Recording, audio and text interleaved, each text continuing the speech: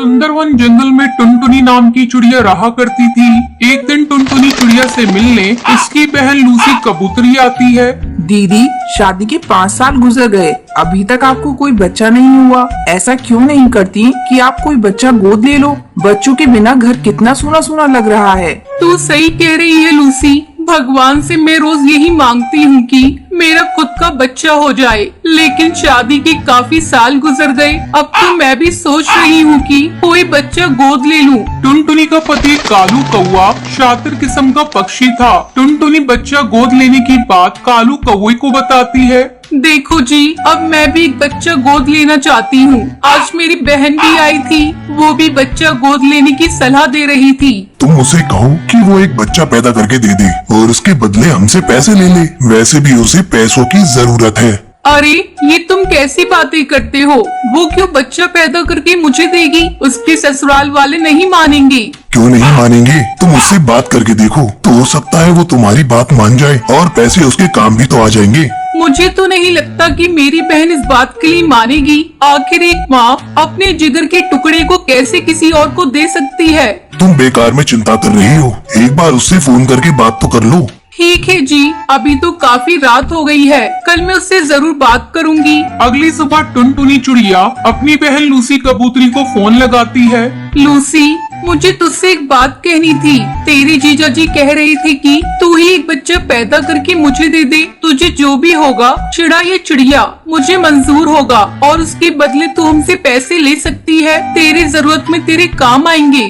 दीदी, मैं तुम्हारे लिए कुछ भी कर सकती हूँ, लेकिन दीदी पहले मैं अपने पति से पूछ लूंगी, उसके बाद तुम्हें कुछ कहूँगी। मुझे 1-2 दिन की मोहलत दे दो। ठीक है लूसी, तू पहले अपने पति से पूछ ले। 2 दिनों के बाद लूसी कबूतरी टुनटुनी चिड़िया के घर आती है।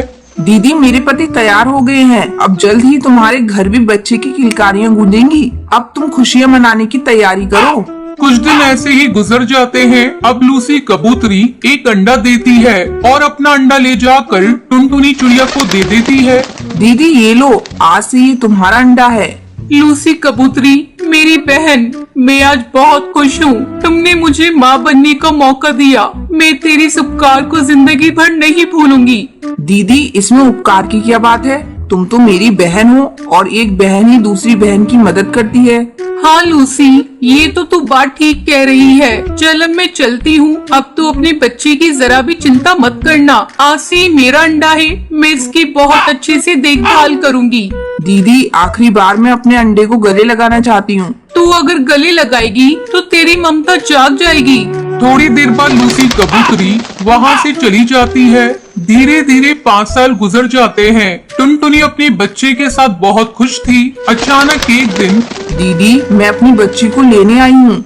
ये तू क्या कह रही है? कौन सी तेरी बच्ची? तूने तो अपनी बच्ची को जन्म से पहले ही मुझे दे दिया था। अब वो मेरी बच्ची है। मैं अपनी बच्ची को कैसे तुझे दे दूं? मैं अपनी बच्ची का मुंह देखे बगैर एक निवाला नहीं लेती। उसी को देखकर मेरी सुबह होती है और उसी को देखकर मेरी रात होती है। मैं कैसे अपनी बच्ची तुम्हें दे दूं? दीदी, मैं कुछ नहीं जानती, मुझे मेरी बच्ची वापस चाहिए। उस बच्ची को जन्म देते ही मेरे अंदर कुछ कमियां आ गईं, जिसके चलते मैं दोबारा माँ नहीं बन पाई। अब बताओ मैं कैसे जीऊं? अगर तुम मेरी बच्ची मुझे वापस नहीं करोगी तो मैं कोर्ट में जाऊंगी। लूसी बहन, मेरी बेटी को मुझसे अलग मत करो, मैं मर जाऊंगी।